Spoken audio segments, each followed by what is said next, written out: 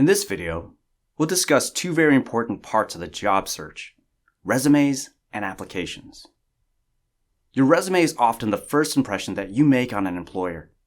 It has to be professional, true, and without typos or mistakes. When employers are considering applicants, they usually make two piles: one of people who met the qualifications and have a presentable resume, and one of people who are missing qualifications or whose resumes are not professional. This second pile goes directly into the trash. To create the best resume possible, you should be in the know.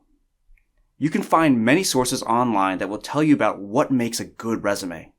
You can research by yourself what employers are looking for and how these things change over time. If you know how to make your own resume, you'll find it much easier to make changes or additions to it as needed without having to rely on someone else to do it for you or with you. Use simple and elegant formatting. Don't try to use interesting graphics or formatting that will distract from the information on the page. Your resume shouldn't be shorter than a page or longer than 2 pages. Don't use false information to fill in space, though. Don't include a picture. Edit. Make sure that you've read your own resume, even if someone else helped to write it. You should know the content really well, and you'll also often find mistakes even if it has a professional who helped you. Look it over many times before you send it out. Have a second person whom you trust look at it too to make sure it looks good. Fill in the gaps. Your resume shouldn't have long gaps without work if possible. If you had jobs while you were incarcerated, use them on your resume, but be ready to talk about the work experience that you gained during that specific time in your life. Use the firm you worked for or the state itself as your employer if applicable. If you weren't employed during a certain time in life, were you doing work that you weren't paid for, such as caring for someone at home? Use these experiences on your resume as well. If you were a volunteer, you can write in volunteer such and such as the position you were working in. Don't be so creative as to be dishonest, though. If your work experience has many gaps or you don't have much work experience, there are different strategies for the framework of the resume that can help make it look less bare. Know your skills. Identify what skills are valuable to employees and choose a few that are very true for you. Include those on your resume if you don't have too much work history. You can also work to further develop those skills while you wait. Skills are divided into 2 types: hard and soft.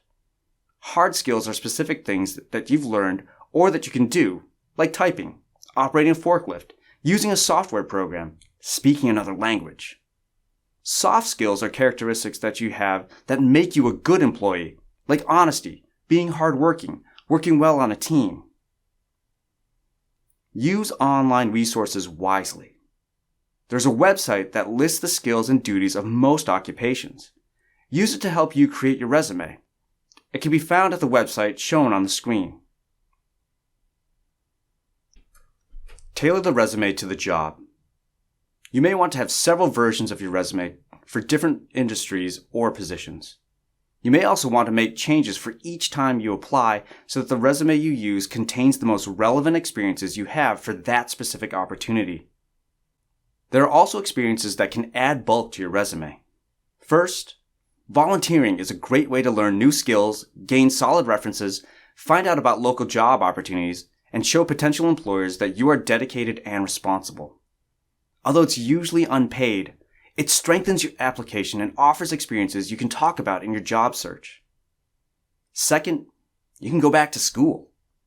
Going back to school to get your GED or vocational training or an advanced college or professional degree shows that you are responsible, focused, and driven. All qualities that employers look for when hiring. As a practical matter, going back to school can offer you training to expand your skill set and qualify you for more jobs. You can participate in a reentry program like the one at Mass Liberation. Employers will be impressed if you are proactive and take steps to grow and learn from challenging past situations. Finally, participate in workforce development programs. They provide a lot of opportunities for employment and can help you to get your foot in the door to a new career. Now let's talk about what the resume actually looks like. Your resume will contain at least 6 sections. Number 1, personal contact information. Include your name, a local phone number, and a professional email address. It can also be helpful to include a city or neighborhood if you live close to the job, but don't include your address. 2, objective. Write 1 to 2 sentences that include a few of your most important skills and the types of industry that you are hoping to work in. 3, education. If you have a degree from a college or university, do not include your high school education. If you don't have college courses or a degree, include your high school diploma or GED and any course programs you've completed. 4, work experience. List all jobs in the last 10 to 15 years that are relevant to the job you are applying for or where you did well and have good references or skills acquired. Do not list jobs you were fired from unless they were significantly long and you can provide a good explanation. 5, certifications and licenses. List all relevant certifications or licenses that are still valid. 6, skills. In this section, list all relevant hard skills that you have and a few of the most impressive or most relevant soft skills that you have. Now let's talk briefly about job applications. The first step in filling out applications is to have your master application completed. If it's completed entirely, all the information you will need for any application will be there for reference. It will make the application process much smoother. Next, keep in mind that any information that you give about yourself may become part of what an employer considers. This includes information you share with the employer or other employees at the company, with a temp agency, at a job fair, at a workforce development center, or with other people or organizations that are involved in your job search process. It can include paperwork you fill out or sign, a questionnaire you complete, information you type in online, documents you hand in, or answers or information that you say in person. Make sure that all information that an employer might see is without mistakes and reflects the truth. If you have social media accounts, make sure they come across as professional in case someone should search for you. Every application you fill out, every answer to a question, and each cover letter should be edited very carefully so that an employer doesn't immediately dismiss you based on your mistakes. When you fill out an application, make sure that you answer every question as instructed. Sometimes, not answering a question will send your application straight to the trash. If you have questions about your resume and applications, you'll get a chance to learn more on the Fundamentals of Employment courses at the center. And you can also work with your coach. There are a lot of great resources online and in the community to help you prepare these documents during your job search. But as I mentioned before, you are ultimately responsible for making sure that everything is edited and correct.